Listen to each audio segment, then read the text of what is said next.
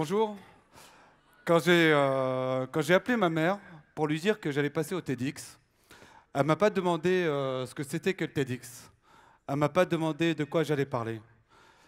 Il y a eu un grand moment de silence. Après, elle a soufflé, exaspérée, et elle m'a dit: Quand est-ce que tu vas te marier?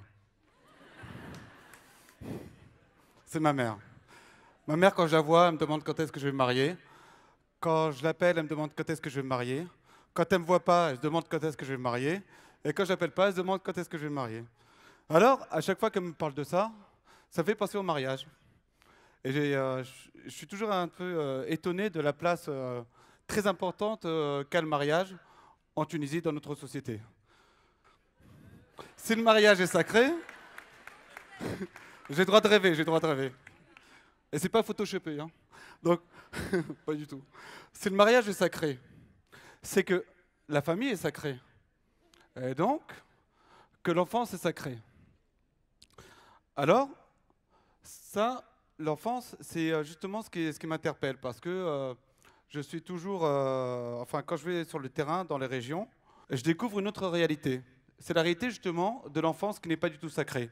C'est la réalité des internats où les enfants sont jetés, si je puis dire, totalement ignorés et se retrouvent donc dans ces bâtiments que vous pouvez voir là. Alors là, ce que vous allez voir, c'est justement une fenêtre. C'est pas seulement une fenêtre. Dans ces internats, vous avez à peu près, dès l'automne, 30% des fenêtres qui sont brisées.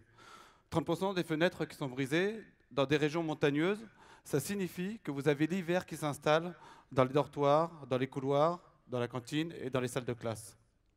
Alors quand on a découvert cette réalité de cette enfance qui était maltraitée dans un pays où l'enfance est sacrée, avec des amis, on a décidé d'agir. Alors on a agi finalement assez simplement, on s'est réunis entre copains.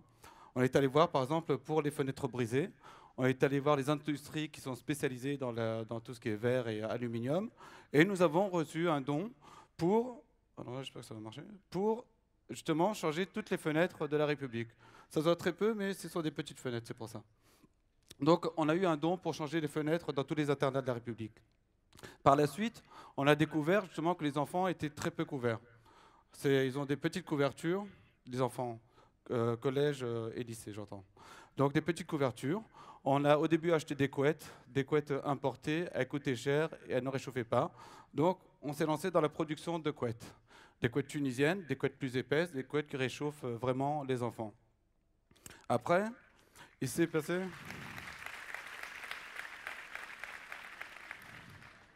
Après, une fois, dans un internat, j'étais donc en train de faire la visite d'un internat et je vois ça. Mais c'est pas la première fois que je voyais ça. Ça, ça c'est de la mousse arrachée. Alors ça peut pas être des rats, puisque c'est en hauteur. Et j'ai justement demandé à la directrice, mais qu'est-ce que cette mousse arrachée sur des matelas en hauteur? Et donc elle m'explique que les enfants, dans notre pays, en 2014, en Tunisie, que des enfants arrachent de la mousse, des filles arrachent cette mousse-là pour s'en servir comme serviette hygiénique. En 2014, en Tunisie. Donc, encore une fois, face à cette situation, on a trouvé une solution qui était assez pratique. Et ce qui est bien justement aujourd'hui, c'est qu'avec Internet, on peut trouver en surfant des solutions dans d'autres pays. Et justement, j'avais trouvé une solution qui vient d'Inde. Ce sont les serviettes hygiéniques lavables. Donc on vient de terminer notre prototype et on va se lancer dans la production de serviettes hygiéniques lavables pour les filles.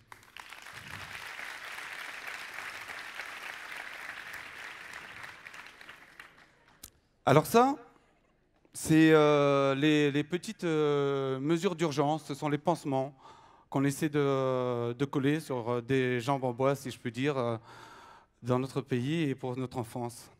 Mais à côté, il y a une action beaucoup plus importante qu'on appelait Wallah Weekend, comme Yes Weekend. Je précise parce que j'ai un mauvais accent en anglais, donc à chaque fois je dois expliquer ce que c'est que Wallah Weekend.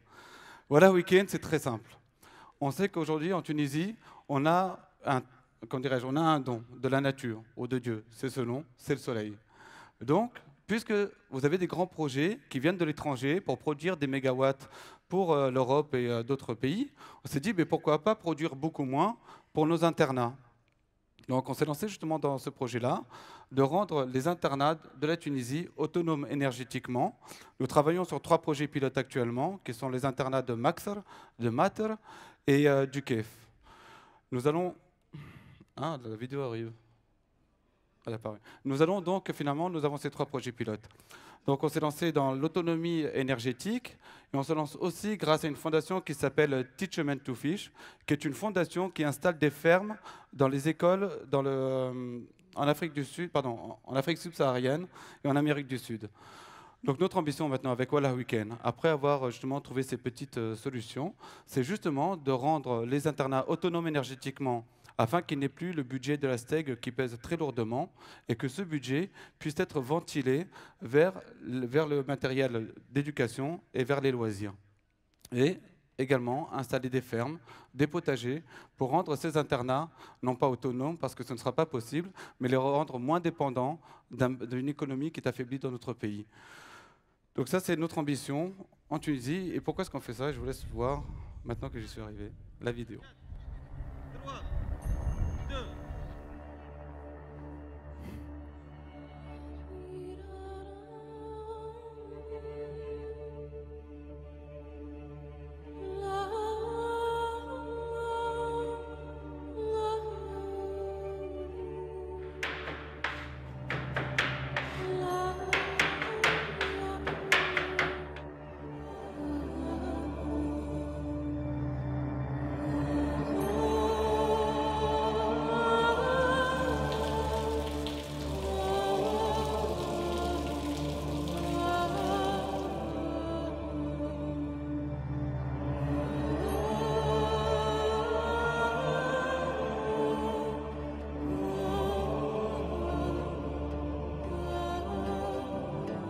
Donc là, vous avez eu un petit aperçu de la situation des internats. Maintenant, ce qu'on fait, ce n'est pas de l'humanitaire. C'est vrai, ça pourrait faire pleurer. Moi, ça ne me fait pas pleurer. Ça me pousse à me battre encore plus. Ce qu'on fait aujourd'hui avec ça, c'est on investit. Il n'y a plus besoin d'humanitaire en Tunisie, on a besoin d'investir.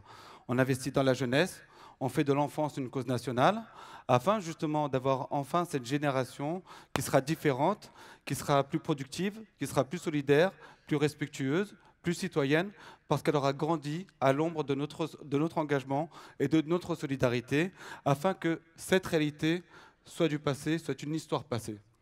Et d'ailleurs, en parlant d'histoire, je vais vous raconter une histoire. Il y avait dans une forêt un énorme incendie.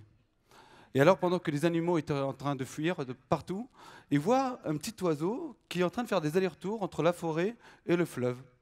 Et là, au bout d'un moment, les animaux commencent à rire et se moquent du colibri, lui disent « Colibri, es-tu fou? Comment est-ce que tu peux imaginer avec ton petit bec et tes quelques gouttes éteindre ces énormes flammes ?» Et là, le colibri s'arrête, les regarde et leur dit « Je fais ma part.